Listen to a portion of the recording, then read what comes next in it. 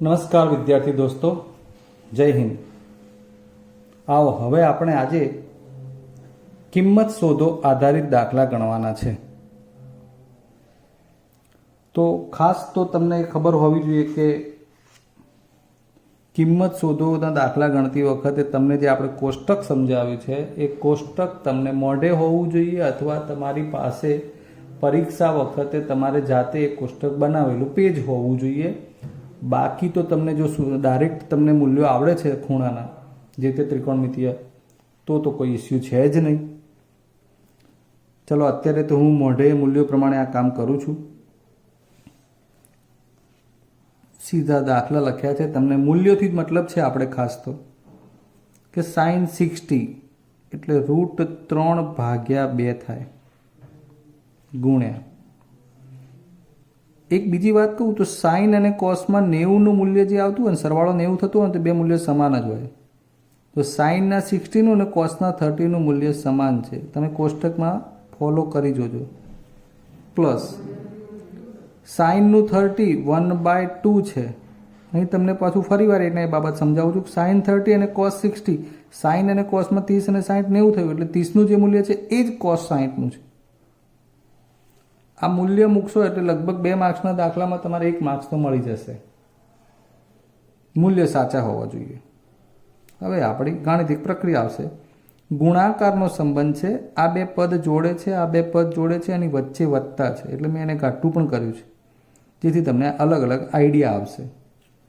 તો નીચે 2 × 2 એટલે 4 ગુણાકાર છે, ખાસ ધ્યાન દોરાવું છું, સમજછેદી નથી। ઉપર √3 × √3 એટલે 3, એ બધી હવે તમને ખબર હોવી જોઈએ। પ્લસ એ જ રીતે નીચે 2 × 2 એટલે 4 અને ઉપર 1 × 1 એટલે 1। હવે 4 અને 4 એટલે સમજછેદી। હવે તમે આ પ્લસ કે માઇનસ હોય તો આ છેદ સરખા છે, ઉપર 3 + 1 એટલે આ 4/4 પ્રમાણે તમારો જવાબ આવશે 1। ઓકે, બીજો દાખલો લઈએ। 2 tan² 45 એટલે સૌથી પહેલા તમે tan 45નું મૂલ્ય 1 જાણો છો અને હવે એનો વર્ગ થાય, મૂલ્ય લખ્યા પછી વર્ગ આવે। પ્લસ cos² 30 એટલે cos 30નું મૂલ્ય હમણાં આપણે મૂક્યું હતું √3/2 એટલે √3/2² આ પ્લસ છે, પાછું માઇનસ sin 60 અને cos 30 સમાન જ છે તો √3/2²। ચાલો 1નો વર્ગ 1 જ થાય એટલે આ 2 એકા 2 જ રહેશે। પ્લસ √3નો વર્ગ કરવાનો એટલે 3 થાય અને 2નો વર્ગ 4 થાય।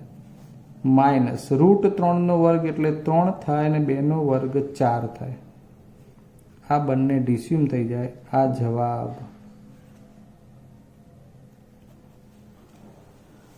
આટલું સાદું રૂપ તમને પછી સરળ લાગે, જ્યારે મૂલ્યો સાચા હોય તો જ આ બધી મહેનત ખરી ઉતરે। હવે જે દાખલો છે એ જરા સારો દાખલો છે તમારા માટે।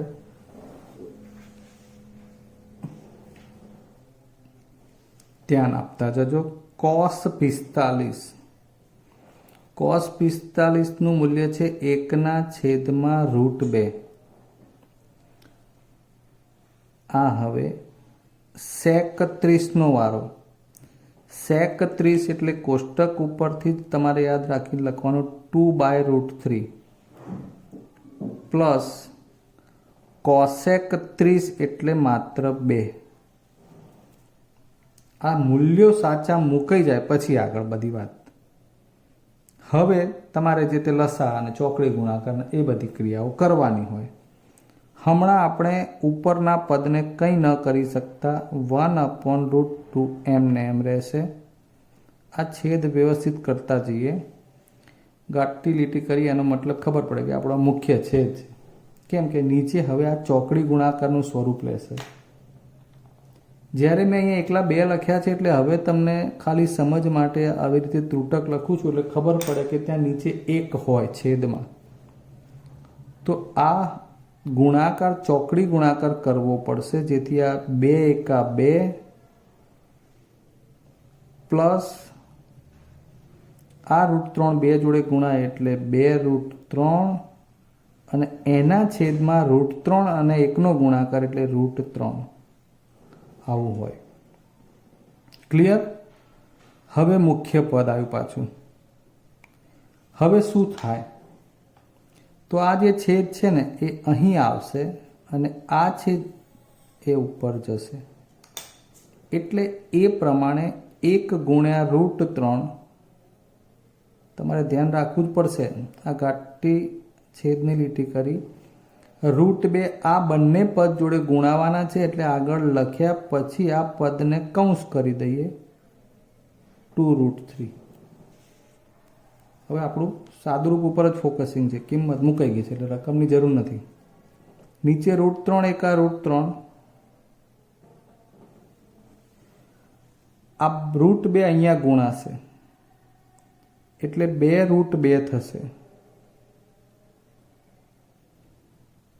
પાછા આ √2 એ 2√3 જોડે પણ ગુણાશે, એટલે √2 અને √3 એ ગુણાકારમાં √6 થશે. એટલે અહીં વધશે કેટલા? 2 પૂર્ણાંક સંખ્યા એમને એમ રહેશે. √2 અને √3 નો ગુણાકાર √6 થશે. તમે મને એવું કહી જ ના શકો કે સાહેબ મને ખબર નથી પડતી. ધ્યાન આપજો, ખાસ બધી બાબત બોલી સમજાવું છું. આ √2 એ 2 જોડે ગુણાય એટલે 2√2 થયું. આ √2 2 જોડે ગુણાય ખરા, પણ એનું કંઈ થાય નહીં, એટલે √નો ગુણાકાર 3 દુ √6 થશે અને બગડો એમને એમ રહેશે. હવે છેદને તો આપણે સમય બનાવવાના છે, જે ધોરણ 9 પ્રમાણે હવે અહીંથી સમયકારક અવયવનું કામ આવશે. તો હવે આ દાખલા માટે થોડી મહેનત આગળ સમયકારક અવયવ સુધીની જુઓ. ત્યારે 2√2 પ્લસ 2√6 મલ્ટીપ્લાય. હવે શું કરવાનું? તો આનો સમયકારક અવયવ એટલે આ માઇનસ કરી દેવાનું. 2√2 માઇનસ 2√6. ઓકે,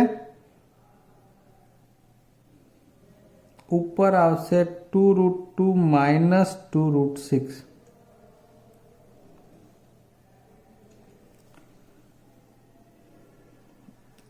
અહીં આપણે 2√6 આગળ લખવાનું થાય છે ધનપદ.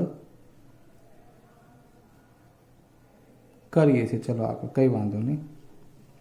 હવે નીચે જુઓ તો ખબર પડે આ છેદમાં 2√2 પ્લસ 2√6 2√2 માઇનસ તો ખબર હોવી જ જોઈએ કે આપણે એને ત્રિપદી પૂર્ણવર્ગ બનાવવા માટે જ સમયકારક અવયવ લખાતો હોય છે. એટલે એનું સાદું રૂપ લેશો એટલે બંનેના હોલ સ્ક્વેર વચ્ચે માઇનસ જ થાય.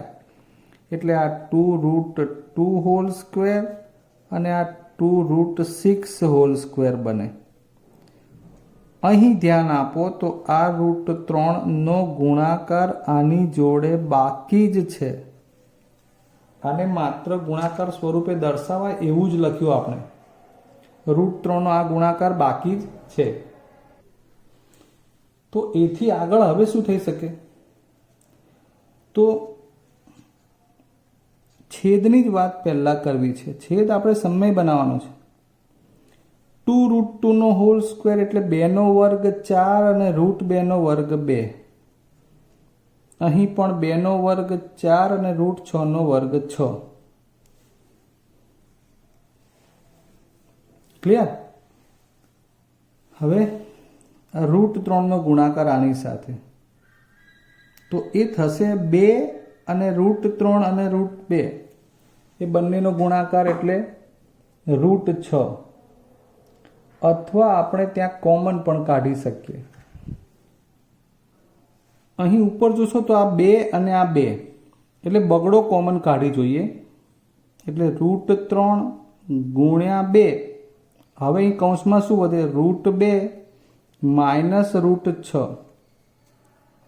ઓકે, હવે આગળ આને આપણે એમને એમ રાખીએ તો આ 2 ગુણ્યા √3 એવું લખાય અને આ એમને એમ રાખીએ √2 માઇનસ √6.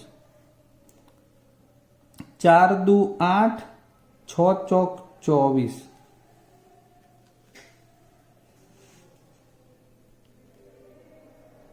ધ્યાન આપજો.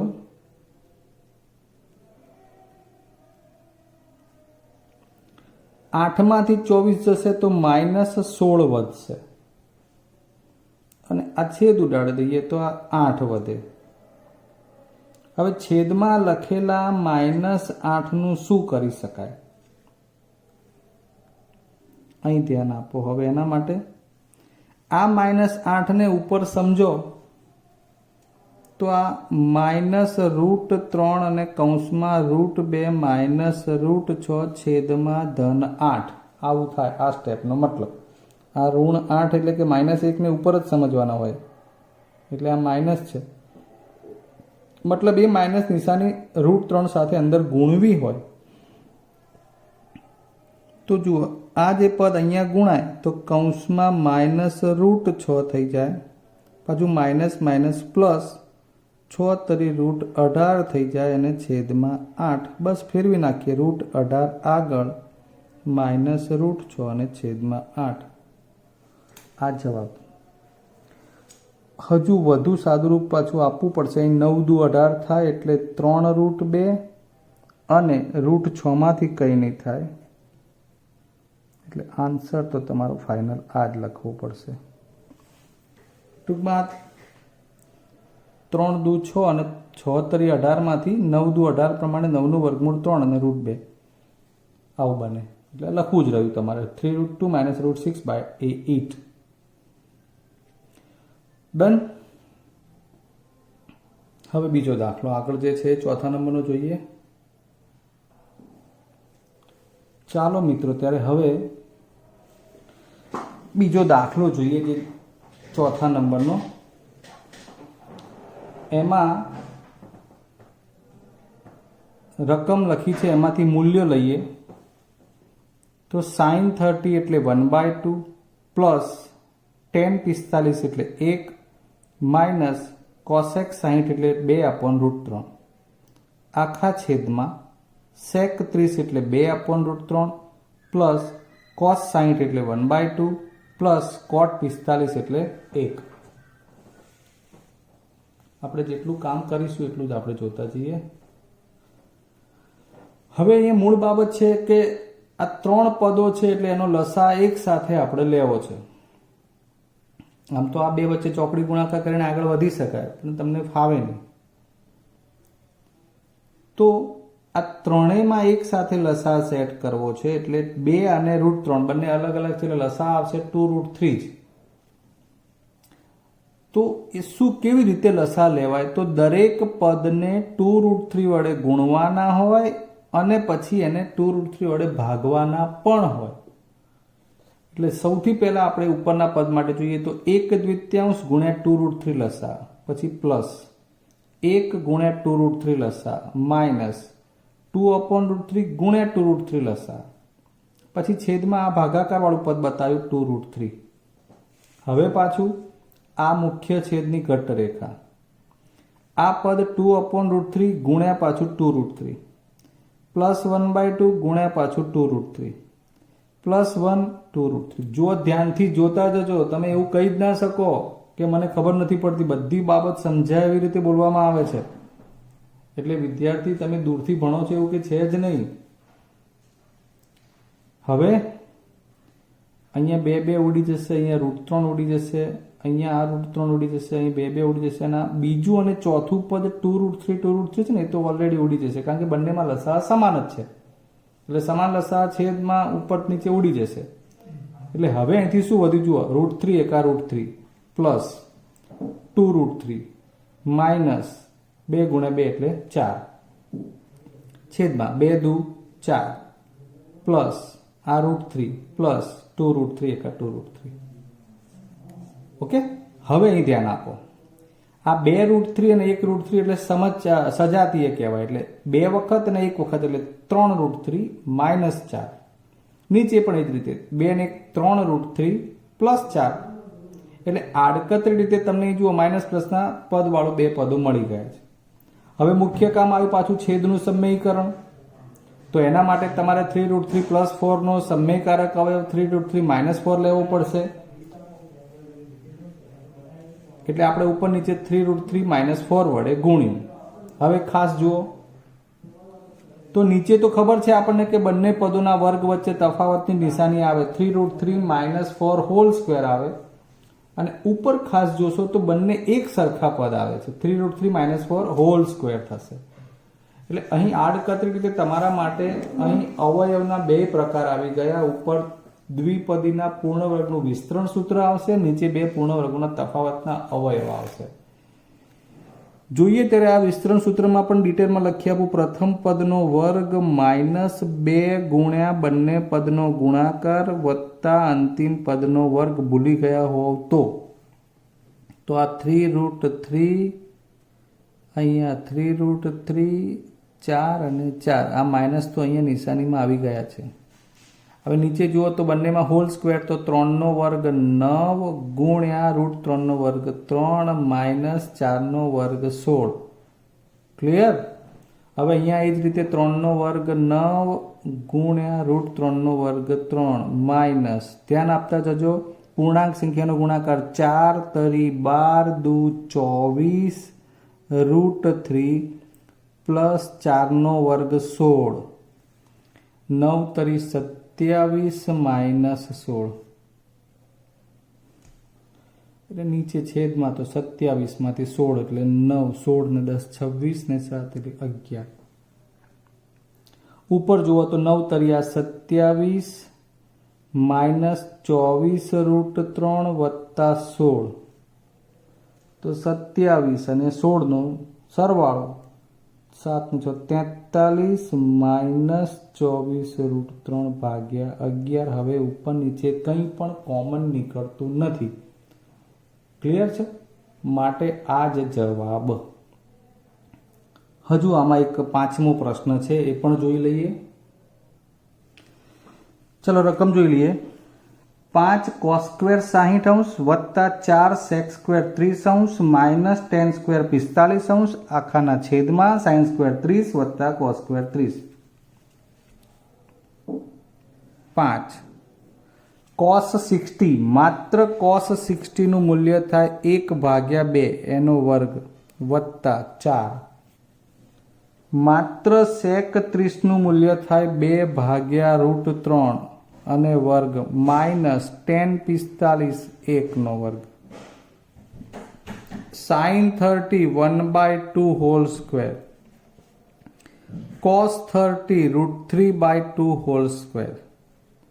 હવે આગળ 5 1/2 નો વર્ગ એટલે 1/4 પ્લસ 4 ગુણ્યા 2 નો વર્ગ 4 ભાગ્યા √3 નો વર્ગ 3 માઇનસ 1 નો વર્ગ 1.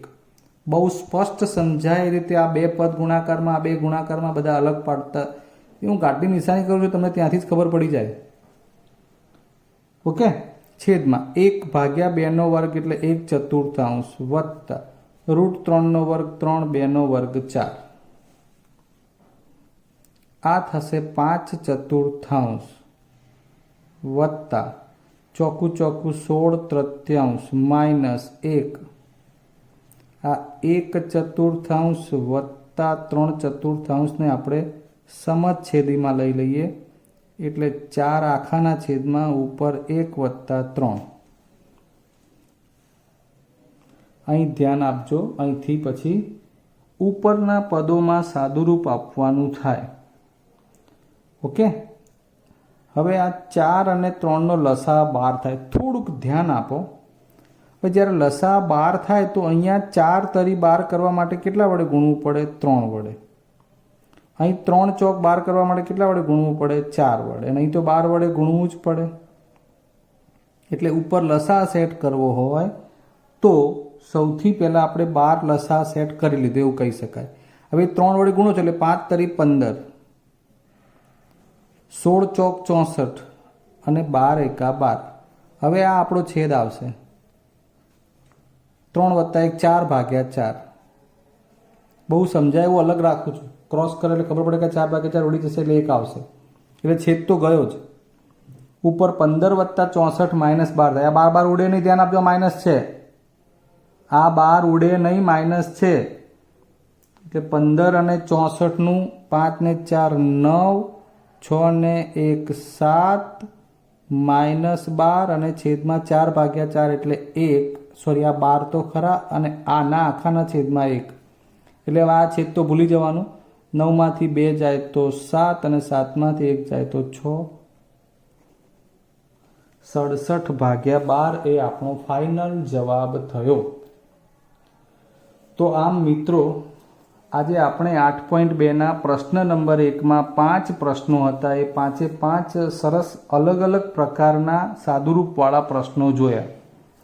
હવે આવતા લેક્ચરમાં આપણે આના સિવાયના જે કોઈ પ્રશ્નો છે એ પણ ચેક કરીશું. અને બીજું કે એક વાત બીજી કહી દઉં કે બેઠા દાખલાની અપેક્ષા બહુ ઓછી રાખવાની, કારણ કે કિંમત શોધવાના દાખલા છે, ગમે ત્યાં કોઈ એક કિંમત ફેરવી શકે, એટલે ગોખવાનું તો તમારે આમાં થશે જ નહીં. બધા જ ત્રિકોણમિતિના જે ખૂણાઓના મૂલ્યો છે એ યાદ રાખી અને તમારે એને પાછા એપ્લાય કરી અને પાછા એમાં સાદુરૂપ સુધી પણ જવું પડે છે. એટલે સ્વાભાવિક છે કે આ ટાઈપનું પ્રેક્ટિસનું કામ તમારે વધારે કરવું પડે, અને તમને દર વખતે કહીએ છીએ એ પ્રમાણે તમે કરતા જ હશો. વિડીયોને લાઇક અને સબસ્ક્રાઈબ પણ કરજો. ક્લિયર? આવતા લેક્ચરે મળીશું. જય હિન્દ.